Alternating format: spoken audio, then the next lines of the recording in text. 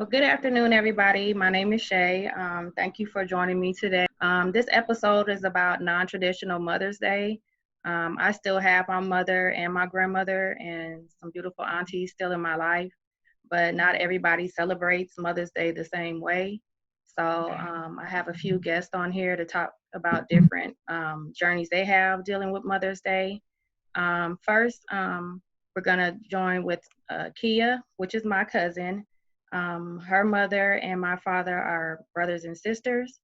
My Aunt Beverly Reed is shown on this slideshow. I'm known, I guess, for having that same frown as her on the bottom picture. So a lot of people wonder where I get it from. So that's her and that's me. So, but Cookie is also joining us with Kia. She's her godmother, and she took custody of Kia when my aunt passed away when Kia was just 14 years old. So that was in 2002. Yeah, so I guess, Kia, if you want to start, I'm just going to ask some questions. How was life during high school without your mother and your bond with Al, your biological father, and Aunt Cookie?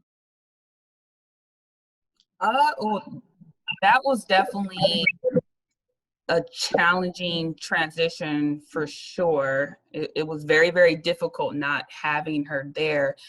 But also I think it was the start of my freshman year. Yeah. Mm-hmm. So that whole year was just rocky for me. My bond with my stepdad was still strong, still going strong. He was still around. And I would say the bond with my biological dad, since he lived in Tucson, it was still kind of the same as it's been prior to my mom passing. But when I moved to Tucson to go to college is when we got closer. And then this woman here, I put her through the ringer. Not really. The first year was a trying year, but it was a lot of testing boundaries for sure. Yeah. I know, and Cookie, you don't have any children, so inheriting a 14-year-old at 50 years old at that time, how was that for you? it was a trip. And I told Bev, when I get to heaven, it's going to be a misunderstanding. How funny. For sure. 50 years old and handing me a kid, a high school, hormones raging out of control kid. I was not ready for that. I was so not ready. It was fun. But like I said, after that first year, we had to kind of find each other, and then everything went smooth. But I think Bev, bless her heart, had already laid the foundation. So Kia wasn't a bad kid, she, you weren't. That's right. But you tested some things, but soon found out that wasn't gonna work. So, we bonded real well after that first year. Okay, well that's good. Real Interesting. Mm-hmm. Well, it was like it wasn't like I didn't know her, because I'd always been in her life from a baby, before, when she was a firstborn. So it wasn't like I didn't know her and she didn't know me, But residing with somebody is totally different, though. Totally different. Yeah. It's totally different. When you live together, it is, that's when you know a person, is when you live with them. Did you guys go through counseling, or was it offered to you, Kia, in high school, or did you feel like later on in life you may have needed, or even need it now? Counseling was not offered. It wasn't offered, but I went to the school when this happened, when Bev died, because I was concerned about Kia. And you didn't know nothing. I know you didn't know nothing about it, but I talked to the principal, and I was told that by them being in high school, you know, they had to seek counseling on their own. And I said, look, she's not going to come to you, you know, but I need you guys to keep an eye out for her, because I don't want her suffering and nobody knows she's suffering. Right. You know what I'm saying? So the principal was a friend of my cousin who was also a principal. So she kind of, you know, went that extra. She assured me that they would. She'd let all the teachers, her kids' teachers, know to be on the lookout for, you know, different behaviors and mannerisms and things. So I felt good about it. But Kia was strong. She was strong. She only missed one day of school during that whole time. Yeah. One day. Yeah, because I think there was a day, or maybe I don't remember, but I know I spent a few nights with you, Shay, and I don't know who dropped me off to school, that you or your mom, but yeah, it was like as if nothing never happened, really. Right.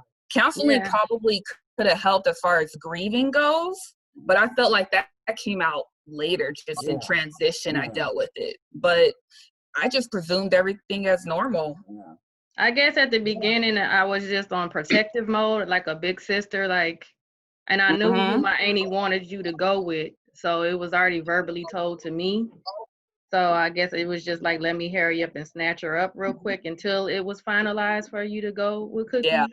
So I think I was on that protective mode, but at the same time I was a young mom, so trying to figure out how I'm gonna take care of Elijah and a teenager. So I was like, I can't do that. But back on topic, how do you deal with Mother's Day, you know, now, even though Cookie has stepped into that role, but do you still struggle with Mother's Day knowing that Annie's not here anymore, or?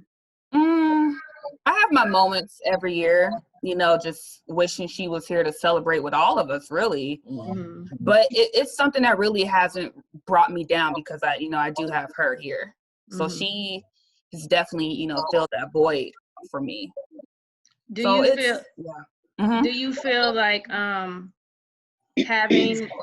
having a will or having a real positive godmother or godfather in place is a good thing to have after going through this journey?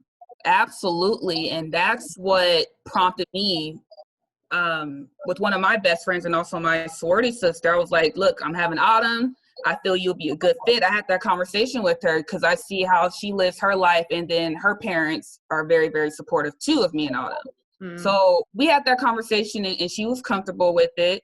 And now recently, you know, just due to this pandemic, my employer has offered that service to us as far as, you know, preparing our will and getting that established. Because usually, you know, they can be pretty pricey getting those in place.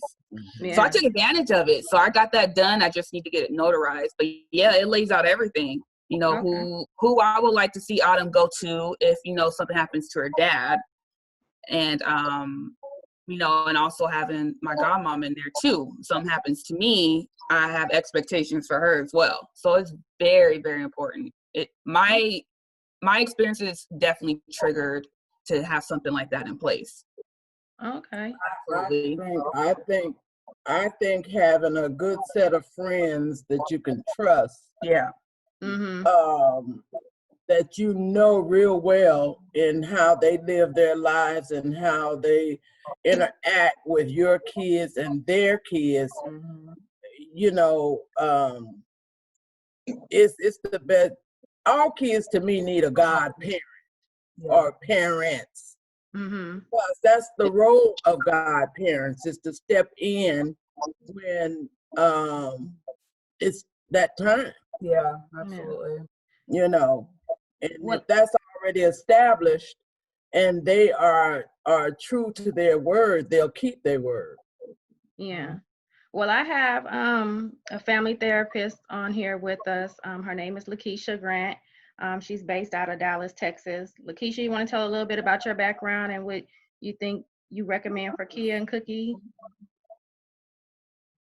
Yes, so I'm licensed professional counselor, specialize in women and families, but I also see anywhere from ages 14 and up for any type of issue, whether it's life transitions, crisis of identity, anxiety, trauma, sexual abuse trauma, depression, and just overall anything that you need for counseling, even from a preventative measure.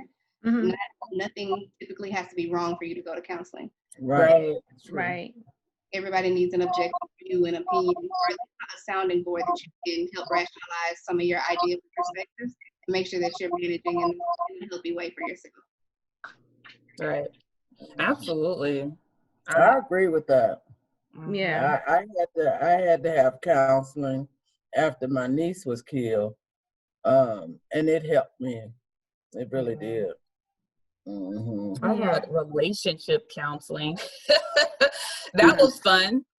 And I noticed, just some of my behaviors also triggered what happened in my childhood too. So I learned a lot about myself. But as far as one-on-one counseling, just dealing with the grief I experienced, not so much.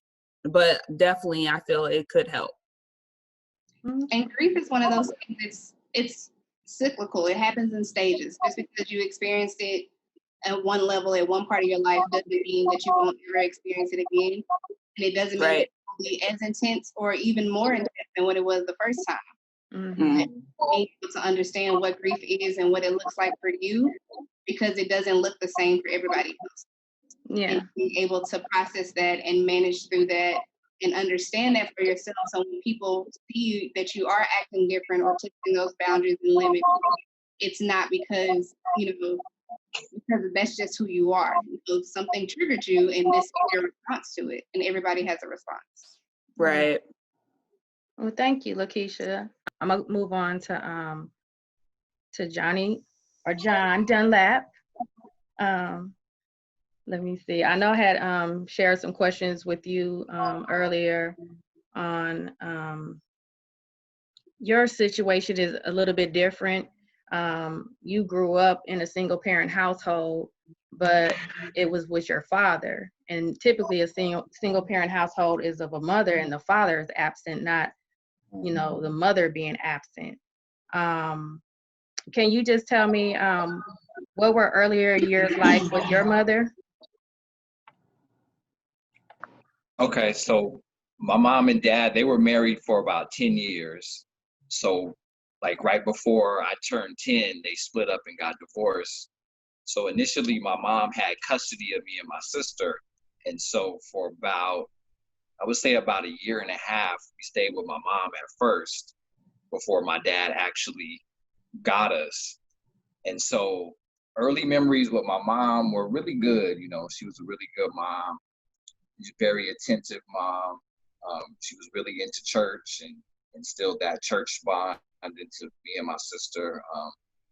Would read Bible stories to us at night before we went to bed. My mom was a very fashionable person, very into style and how she dressed. She had all the designer jeans and high heels and things like that. So I remember her for that. I remember just memories of her coming to my school. They had like a show and tell thing for bringing somebody of your culture to the school. So she came to the school and she made hush puppies and told stories about, hanging out with Black Panthers when she lived in Oakland. And it was a really cool thing for me and my friends. At that age, they probably didn't know what Black Panthers was. So they probably thought she was some kind of trainer of wild animals or something. Black Panthers. So they really didn't understand it at third grade. So I thought it was pretty cool, but things like that, or her coming to school, I fell off the slide one time and scratched my face up and was all bruised up. And as a young boy, the first thing you want is your mom, right? And so it's like, I want mommy. And she called off work and was there and walked me, home and bandaged me up. So those kind of memories like that, so those kind of loving memories of mom and mom being that comforter or being that unconditional love person is what I remember in the beginning.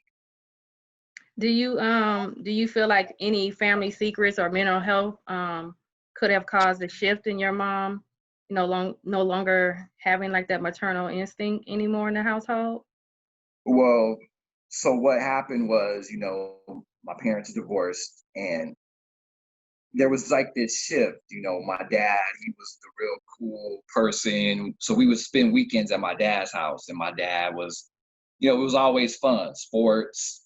My dad liked to party a lot. So as kids, it was that fun atmosphere being at my dad's. But being with my mom, she was real strict. It was church, school, church, you know. And so we would be like, I'd rather be at my dad's because it's more fun. And my mom was just this strict church upbringing, but my mom wasn't always like that. So when my dad met my mom was in the streets, party person. But as they got married, she turned her life over to Christ and she changed and she became very into the church. And I think that's what caused their relationship problems. My dad wasn't like that and my mom was. So my mom moved to California and she told me and my sister, you guys can move to California with me or you can stay with your dad. And so all of our friends are here in Arizona. We want to be around our friends. We don't want to relocate. I was in like 5th grade. My sister was like in 3rd grade. So we ended up staying with my dad. And for us, it was kind of a no-brainer because it was more fun at dad's house anyway. But I think my mom, before she, you know, turned her life over to God and she was out in the streets, she dealt with a lot of things out there. Loss of a child. She had a child that I think we assumed the child might have been murdered. My mom had a brother that was killed. She dropped out of high school. So my mom had a lot of things that she dealt with that I think became apparent once my dad took custody of us and she kind of took a back seat as far as being that mother. Now, how old was your sibling that passed? Around probably maybe 10 months or so. 10 to 12 months, you know. And my mom always told us that she felt it was an accident, but you know how some families keep secrets and stories. As I got older, I think we tend to believe that the child was killed and not an accident like my mother said. So sometimes those secrets, as you get older, they start to come out. People hold them, but as you get older in life, it's like, okay, well, we think this is what happened. So then things start to make a lot more sense as opposed to me just being like, wow, my mom, she left us and why? So I was very bitter and mad about it. But as I got older, I started finding out some things that she probably went through in her younger years that she didn't tell us and that, you know, we had no clue about. Lakeisha, how do you feel about like sometimes having, you know, these family secrets that, you know, it's always typically in the Black community, you need to keep things in these 4 walls and don't, you know, tell, you know, why Uncle Johnny on the porch is crazy, you know, instead of, you know, learning that, you know, he was molested as a child, but it's that family secret, so nobody discusses it. But how do you feel like these family secrets are reasons why there's a lot of mental breakdown and chaos in our households and lives? Also in our community, in the Black community, the perception of you have to be strong at all times plays heavy as well too. So the strength comes from, supposed strength comes from withholding that secret. Like I can't let anybody see my weakness or my vulnerability because then I will no longer be strong. But also with that, just like genetics are passed down, family trauma is passed down too. Generational curses in intergenerational trauma is a real thing.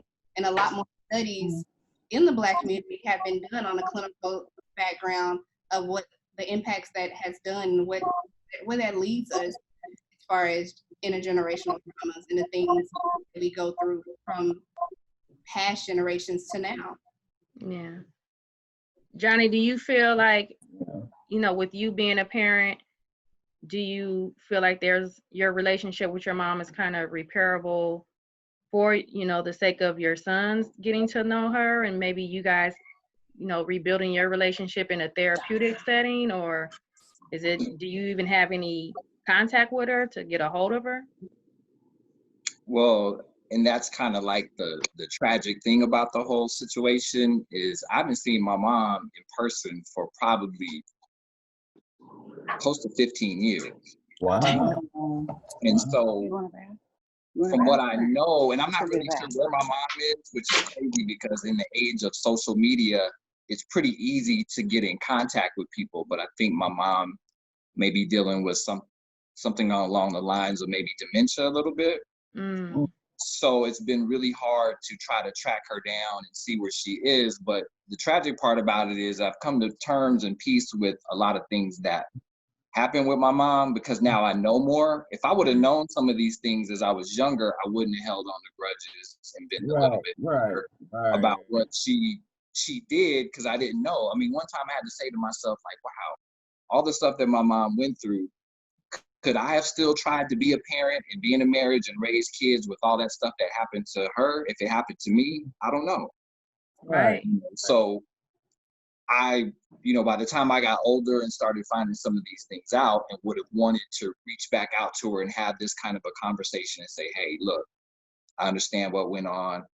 I forgive you. I'm not holding any grudge. She's kind of nowhere to be found, and kind of maybe her condition may not allow it. I hope one day maybe it does, but right now, it looks kind of bleak.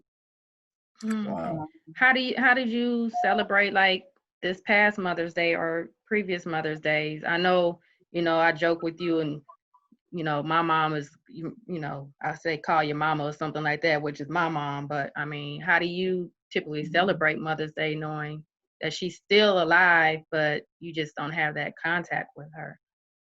Well, when I was younger, I hated Mother's Day. Mm-hmm. I would shut down and, just kind of go into isolation and not really try to think about it or just block it out. And I think I was really bitter about it, because you see everybody celebrating Mother's Day, and it's a joyous day for a lot of people, and so I would see stuff like that and just be like a little bit envious and like, wow, I wish, my mom was around to celebrate Mother's Day. And if you think about it, a mother is like the unconditional love person. You could do, no matter what wrong you do, your mom is always there to love you unconditionally. So when you don't have that, it's hard to deal with things and be like, hey, I don't have that person that loves me regardless, no matter what my successes is, what my failures are, they're always going to be there.